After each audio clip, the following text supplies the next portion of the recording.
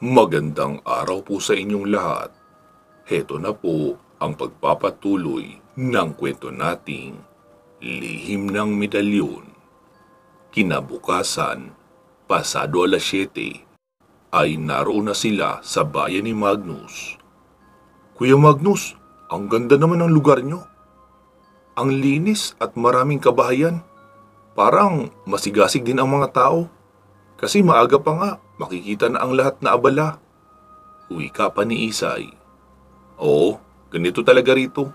Karamihan din ay magsasaka ang mga tao, kaya maaga silang gumigising.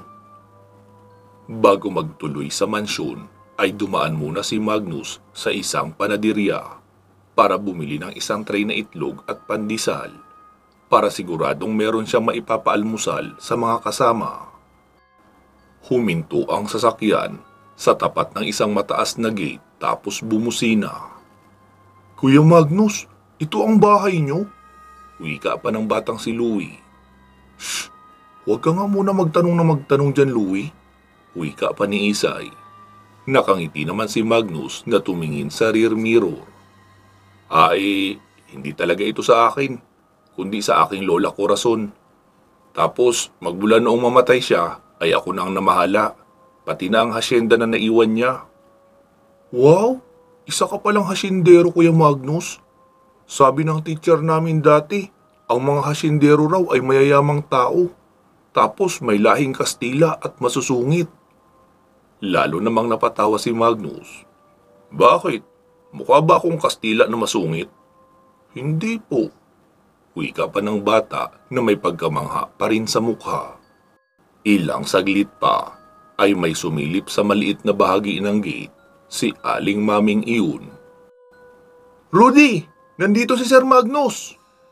Dali-dali namang tumakbo ang matandang lalaki at pinagtag-isahan nila ang pagbubukas ng dalawang bahagi ng gate para maluwag na makapasok ang sasakyan. Wow! Ang laki ng bahay! May garden din ng mga bulaklak! Bulalas pa ng bata. Inihinto muna ni Magnus ang sasakyan sa tapat ng main entrance ng bahay para malapit lang ang paghahakutan ng mga gamit. Sir Magnus, maligayang pagbabalik po. Wika pa ni Aling Maming habang katabi ang asawang si Mang Rudy. Niyakap naman ni Magnus pareho ang mag-asawa. Namimiss ko rin po kayo pareho. Napakahirap magkaroon ng misyon at sobrang layo rito. Kahit pa may umaalalay sa akin doon, iba pa rin kapag nadadalaw ko kayo ng madalas. Aling Maming, Mang Rudy, ito nga pala sina Lola Auring, si Isay, tsaka kapatid niyang si Louie. Mga taga Bicol sila. Mahabang kwento, pero mula ngayon, dito na muna sila titira sa atin. Maligayang pagdating rin sa inyo. Wika pa ni Aling Maming at Mang Rudy sa tatlo. Magalang naman at tumugon ang tatlo. Aling Maming, nasaan pala ang iba nating mga kasama dito? Si Ambo, naroon na sa asyenda. Maaga naman kasi umaalis iyon kapag naihatid niya na ang mga bata sa eskwelahan. Babalik yun siguro dito mamayang alas 9 para kumain kapag walang makitang pagkain sa bahay nila Tombi o Pandoy. Pero kapag may pagkain doon, doon na rin iyon nakikikain. Marami namang bahay si Amboy, kaya hindi ko na rin ma-estimate kung isasama ko ba siya sa pagluluto. Dahil madalas kung saan may masarap na ulam, ay doon nakikikain. Ang iba po, ang mga bata at kadalagahan ay nakaalis na nga, naroon na sa paaralan. Si Althea ang nariyan dahil panghapon siya ngayon. Pagkalingon ni Magnus sa loob ng bahay ay nakita niya si Althea. Mahal! Narito ka! Wika pa ni Althea habang tumatakbo papalapit kay Magnus. Noong makalapit ay agad itong yumakap at humalik sa labi ng binata ng halos 30 minuto. Mahal, mamaya mo na ilabas ang gigil mo sa akin. May mga bisita tayo. Agad namang napamulat ng mata niya si Althea, tapos napatingin sa 3 panauhin na nakatayo sa may harapan ng sasakyan. Althea, ito nga pala si Lola Auring, si Isay at ang kapatid niyang si Louie. Mga taga Bicol sila. Napatay ko ang isang taong lobo na manliligaw nitong si Isay. Kaya natatakot silang manatili roon dahil baka balikan siya. Pero nalipol ko na rin naman ang pamayanan ng mga taong lobo roon. Para na lang makasigurong ligtas, kaya ako sila dinala.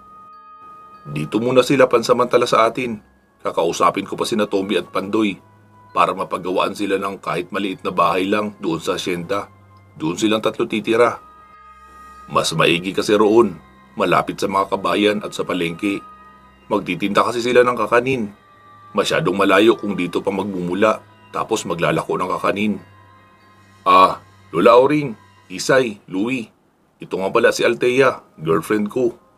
Sumagot naman si Louie. Tama nga ang narinig ko, Kuya Magnus. Mayayaman ang mga hasyendero at may magagandang asawa o kasintahan. Agad namang nagsalita si Althea. Ikaw ha, marunong ka nang tumingin ng maganda? Huwag muna ang paghahanap ng maganda ang unahin mo. Mag-aral ka muna ng mabuti. Ha? Pag-aaral po ako dito? Muli namang sumagot si Althea. Oo, lahat ng narito na kinupkup ni Magnus ay nag-aaral. Meron kang kasing edad na nakatira rin dito, si Lino. Grade 2 pa lang siya, pero kasing edad mo na siya. Sa kabundukan kasi sila lumaki ng kuya niya. Kaya ngayon pa lang siya nag-aaral noong kinupkup kami ni Magnus. Kita naman ang kaligayahan sa mata ng batang si Louie. Nagsalita naman si Lola Auring. Sadyang mabuting tao ko pala talaga, Magnus. Mukhang napakarami mong kinupkup at pinag-aaral mo pa. Si Aling Maming naman ang sumagot. Kami rin po ay kasama sa kinupkup ni Sir Magnus. Una ay ang kanyang lola ang kumupkup sa aming buong pamilya. Tapos noong namatay si Lola Corazon, ibibenta na dapat ng pamilya ni Magnus ang hasyenda, pati itong mansyon. Pero inako ni Sir Magnus ang pamamahala dito para lang hindi kami mawala ng matitirahan at hanap buhay. Mas marami pa roon sa hasyenda ang mga nakatira na kinupkup ni Sir Magnus at pinag-aaral. Nagsalita naman si Isay. Kuya Magnus, pwede rin po ba ako mag-aral? Hanggang grade 6 lang kasi ang natapos ko eh. Abay oo naman, walang problema sa akin. Basta ipapangako mo na pagbubutihan mo ang iyong pag-aaral para hindi naman masayang ang gastos ko sa pag-aaral mo. Opo, pangako, mag-aaral po ako ng mabuti. Wika pa ni Isay. Ako rin po, Kuya Magnus, mag-aaral lang mabuti. Sabat naman ni Louie. Oh, sige na po, Aling Maming. Pakidala na lang po muna sila sa kwarto na kanilang pagtutulugan. Kasya naman silang tatlo sa isang kwarto, kaya magkakasama na sila. Tapos, pag-almusalin mo na rin kapag naihatid na ang mga gamit nila sa kwarto. May binili nga pala akong tinapay at itlog sa likuran ng sasakyan. May suman din dyan na luto nitong si Isay. Sige po, Sir Magnus, kami na ang bahala rito. Mukhang meron kayong kailangan asikasuhin agad eh. Wika pa ni Aling Maming habang nakangiti na tumingin kay Althea. Agad namang hinila ni Althea si Magnus papasok ng bahay upang madala na kaagad sa kanilang silid. Lola Auring, si Aling Maming na po ang bahala sa inyo ha. Huwag na po kayong mahiya, feel at home lang po kayo. Ito na rin ang magiging pansamantala niyong bahay. Magnus, maraming salamat sa lahat. Naway pagpalain ka ng Diyos at biyayaan palalo ng maraming grasya para magpatuloy pa ang iyong pagtulong sa iba. Okay po, maraming salamat din po. Wika pa ni Magnus at naglakad na sila ni Althea papaakyat sa kanilang silid. Ang tatlo naman ay tinulungan ni Aling Maming at Mang Rudy na madala ang mga gamit sa kanilang magiging tulugan. May bakante pa namang silid sa ibabang palapag, kaya doon na lang muna sila. Pagkapasok nila Althea at Magnus sa kanilang silid, ay animoy gutom na leon na nilapa ang isa't isa. Maya-maya ay kumalas muna si Magnus. Mahal, ayos lang ba na maligo muna ako? Nang lalagkit pa ang pakiramdam ko eh. Sige mahal, bilisan mo ha. Napakarami mong pagkukulang na kailangan pagbayaran. Oo na po, magbabayad naman ako eh. Kaya nga ako narito. Wika pa ni Magnus, tapos pumasok na siya sa banyo na may hot and cold water. Nagulat si Magnus dahil habang nakapikit siya at nakatutok ang muka sa shower, ay bigla na lang May yumakap sa kanya mula sa likuran. Pagkamulat niya ay si Althea pala iyon. Wala na rin itong kahit anong saplot. Hinarap niya na rin iyon at siniil ng halik habang nakatutok pa rin sa kanila ang maligamgam na tubig ng shower. Ang kanilang paliligo ay nagtuloy-tuloy na sa mas mainit pang kaganapan na ipinagpatuloy pa nila hanggang tanghali sa kanilang higaan.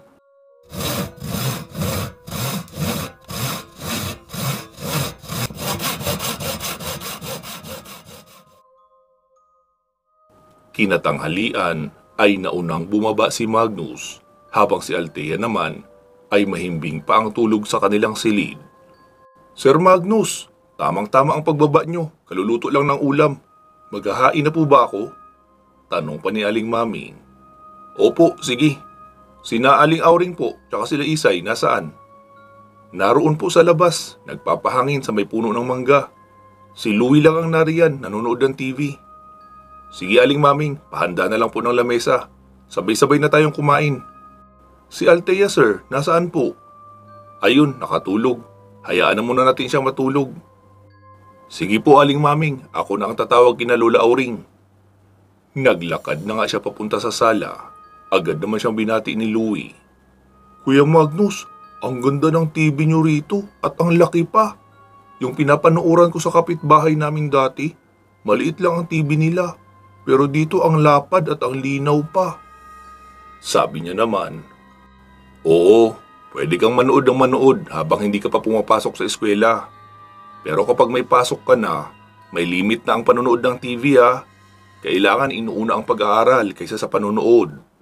Kakain na tayo Louie, pumunta ka na sa kusina, maghugas ka na ng kamay roon. Naroon naman si Aling Maming, magpaalam ka sa kanya, sabihin mo makikihugas ka ng kamay. Opo Kuya Magnus. Wika pa ng bata at nagpunta na nga sa kusina. Nagtuloy na sa paglabas ng bahay si Magnus. Agad namang napalingon sa kanya sina Lola Auring at Isay. Tara na po, kakain na tayo ng tanghalian. Tawag niya pa sa dalawa. Agad naman iyong tumayo at lumapit. Kuya Magnus, napakaganda talaga ng bahay niyo. Napaka-presko pa ng hangin.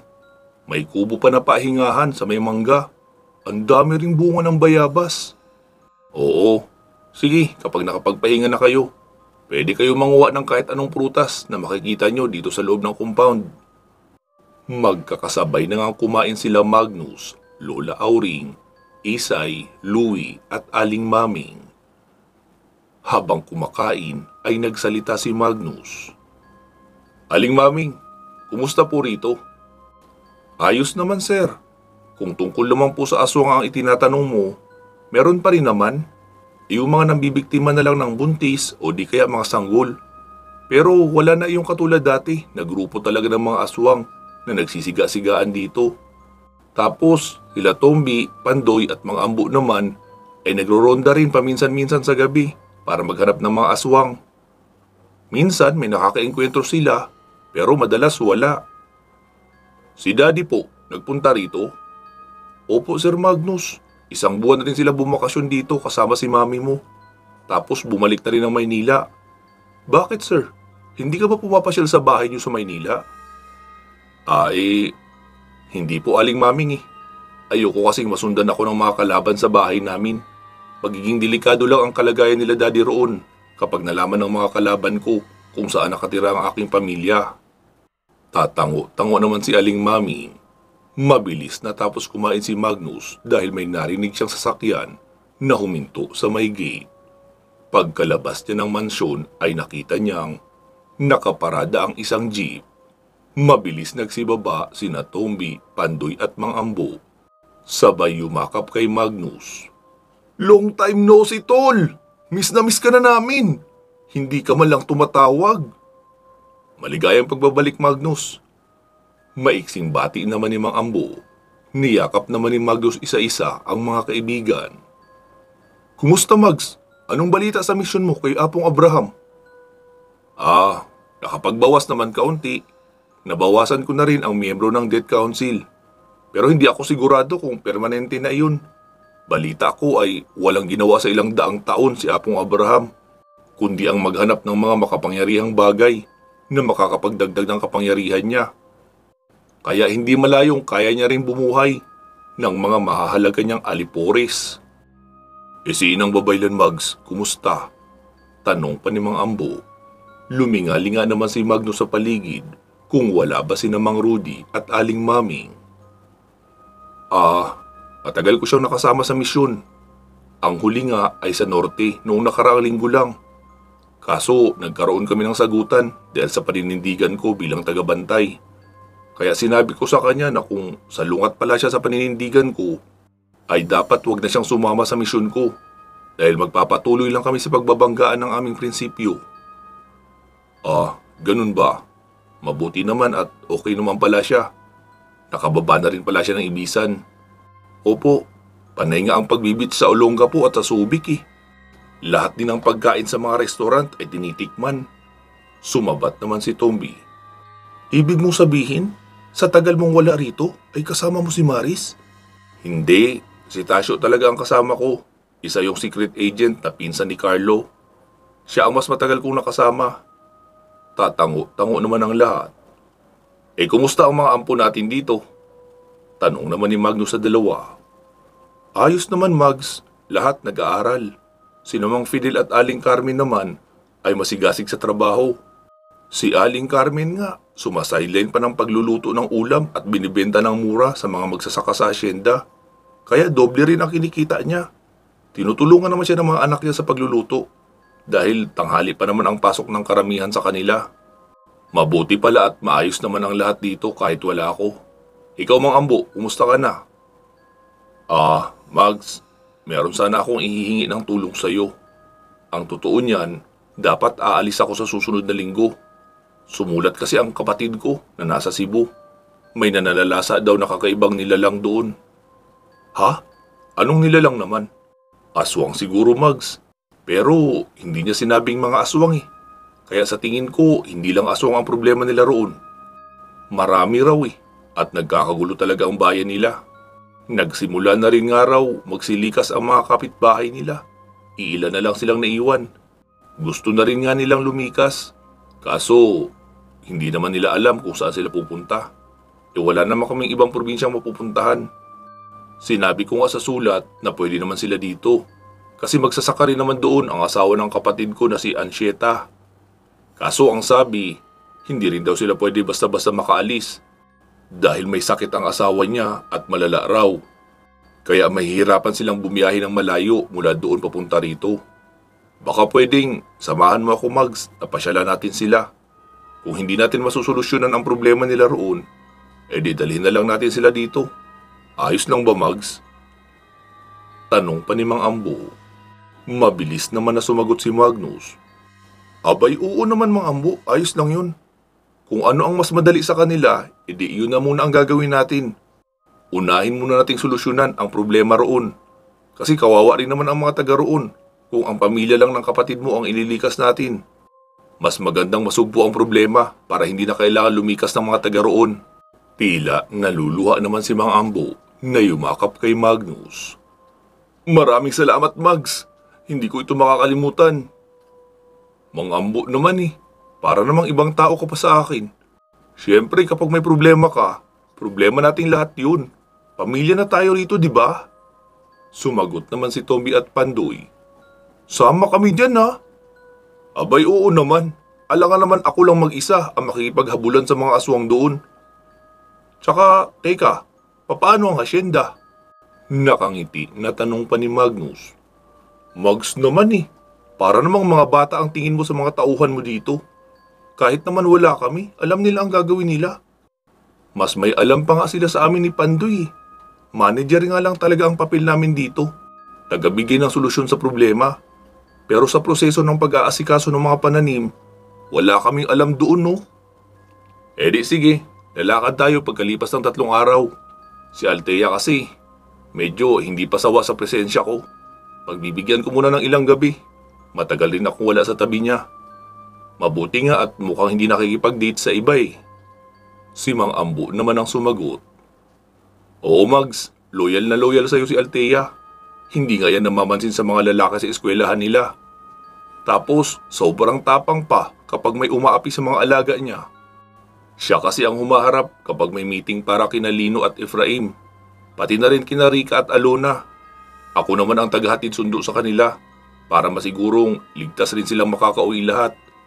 Hinihintay ko na rin ang mga anak ni Fidel para sabay-sabay nang makauwi ng ligtas. Maraming salamat Mang Ambo ha.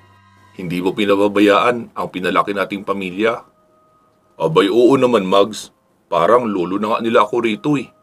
Nakikinig naman sila kapag sinasaway ko. Sumabat naman si Pandoy. Paano hindi ka susundin? Kaunting lambing lang sa'yo. Magkaka-burger na agad ang lahat. Tapos soft drinks. Kaya walang ipon itong si Mang Ambo eh. Lahat ng pera niya ginagastos pang merienda sa mga estudyante. Imbis siya ang bayaran dahil siya ang nagsusundo at hatid, siya pa ang napapagastos sa merienda. Kakamot-kamot naman na sumagot si Mang Ambo.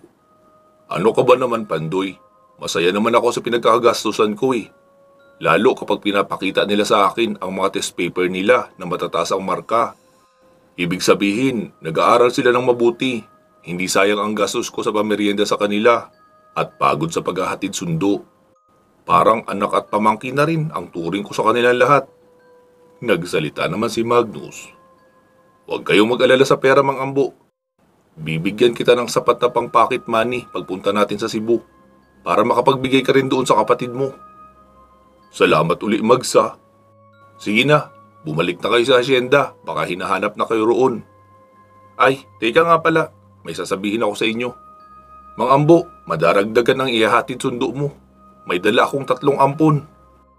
Noong lumingon si Magnus sa itaas ay nakita niyang nakadungaw sa bintana sina Isay, Louie at Lola Auring. Lola Auring, baka pwedeng bumaba po muna kayo rito. Pati na rin kayong dalawa. Agad namang bumaba ang 3. Mang Ambo, Tombi, Pandoy, ito nga pala sina Lola Auring, si Isay at ang kapatid niyang si Louie. Mula ngayon ay dito na sila sa atin titira. Saglit na tumahimik ang 3 na tila may iniisip. Ilang saglit pa ay si Mang Ambo na ang nagsalita. Mags, di ba siya yung weirdong matanda sa kinainan natin ng karne ng alimango sa Bicol? Yung tinawag kong baliw? Oo Mang Ambo, siya nga yun, si Lola Auring. Pero hindi pala siya baliw. May kakayahan siyang makita ang hinaharap at medyo may pagka-weirdo lang ang paraan niya ng pagsasabi ng kanyang premonisyon. Kaya madalas napagkakamalan siyang baliw. Ito namang dalawa, kapitbahay niya, ulila na sa mga magulang. Kaya pinagsama ko na sila sa Bicol sa isang bahay. Kaso nanalalasa rin doon ang mga aswang. Naalala niyo yung mga taong lobo na tumambang sa atin? Isa roon ay manliligaw nitong si Isay. Kaya itinumba ko na. Tapos dilipol ko na rin ang buong lahi ng mga taong lobo roon para hindi na makapanalasa pa sa mga mamamayan at motorista. Ha? Nagawa mo yun mag-isa, Mags? Hindi naman mag-isa. Tinulungan naman ako ng mga gabay ko. Nasa ilang taong lobo ang nakaharap mo doon, Mags? Humigit kumulang siguro 100. Ha? Ganun karami? Bulalas pa ni Pandoy. Oo. Makinig kayo. Pagkabalik natin galing sa Cebu, magpapagawa tayo uli ng kubo doon sa asyenda malapit sa inyo para sa kanilang 3. Maghahanap buhay rin sila para sa sarili nila. Itong si Isay kasi magaling magluto ng kakanin. Tutulungan na lang siya ni Lola Auring sa pagluluto pati na rin sa paglalako. Siguradong patok yun dito dahil natikman ko naman ang luto nitong si Isay. Sobrang sarap, lalo na kapag bagong luto. Pero sa pagbalik na natin aasikasuhin ang kubong papatirahan sa kanila. Sige Mags, walang problema, mabilis lang yan. Meron tayong mga tauhan sa asyenda na marunong magkarpintero. Mabibilis rin ang mga yun magtrabaho. Makikita naman sa 3 na excited sila sa pinag-uusapan nila Magnus. Lola Auring, sila nga pala ang mga kaibigan ko dito. Sila ring 3 ang namamahala sa lahat. Sa operasyon ng hasyenda, pati na pagbabantay sa mga pinapaaral namin ng mga kadalagahan at mga bata. Ito si Mang Ambo, si Tombi, at si Pandoy. Louie, magpapakabait ka dito kay Mang Ambo ha. Siya ang maghahatid sundo sa'yo sa eskwelahan. Siya rin ang magiging tagapagtanggol mo kapag may mga aapi sa'yo doon. Ikinagagalak po namin kayong makilala. Wika pa ng dalawa. Tumango-tango naman ang matandang si Lola Auring. Oh, sige Mags, balik na kami sa asyenda. Hindi ka ba papasyal doon? Tiyak, excited na rin silang lahat na makita ka. Oo, sabihin nyo na lang sa kanila, papasyal ako doon bukas ng umaga. Magpapahinga muna ako ngayon. Bukas, magpapakain tayo sa mga tauhan natin sa buong asyenda. Tamang-tama at Sabado bukas, walang pasok ang mga estudyante natin. May makakatulong sa paghahanda ng pagkain. Mga ambo, pakidala rito mamaya si Mang Fidel at Aling Carmen. Pati na rin kayo Tomby at Pandoy, sumama na rin kayo dito mamayang gabi. Pag-uusapan natin ang pagpapakain para bukas. Mags, anong selebrasyon? Tanong pa ni Pandoy. Wala. Magpapakain lang ako. Kasi gusto kong makita ang lahat na magkakasama. Minsan lang ito mangyari. Tsaka, kalahating araw lang ang pagpapatrabaho natin bukas ha. Umaga lang hanggang tanghali. Tapos mula tanghali hanggang hapon ay kainan at inuman na. Para naman makapag-relax ang lahat. Wow Mags, matutuwa ang lahat dyan sa plano mo. Yun nga po talaga mga ambo ang intensyon ko eh. Para naman mapasaya sila at mabigyan ng pahinga paminsan-minsan na kasama ako. Sige Mags, sasabihin ko sa mag-asawa. Wika pa ni Mang Ambo. Umalis na nga ang tatlo. Pagkapasok ni Magno sa bahay, ay naabutan niyang naroon na si Althea sa may sala, nakatulala at halatang bagong gising pa lang. Oh, gising ka na pala. Wika pa ni Magnus at tumabi kay Althea. Agad naman itong yumakap at muling pumikit habang sinasabing, hindi mo man lang ako ginising. Nagugutom na ako eh. Ang himbing kasi ng tulog mo, kaya hindi na muna kita inistorbo. Sige na, kumain ka na ng tanghalian. May ipapagawa ako sa inyo ni Aling Maming. Magpapakain tayo bukas sa buong hasyenda. Kaya magluluto kayo ni Aling Maming ng leche flan, biko at suman. Masarap gumawa ng suman iyang si Isay. Kaya kasama niyo silang magluluto. Sige na, kumain ka na. Wika pa ni Magnus. Ano ba yan?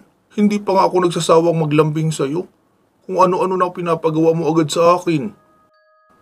Pabulong na reklamo pa ni Althea. Ano ka ba? Pwede ka pa namang bumawi mamayang gabi, tsaka sa susunod na gabi. Kailangan ko pa rin mag-ipon ng enerhiya. Masyado mo akong pinagod kanina eh. Dami mong reklamo.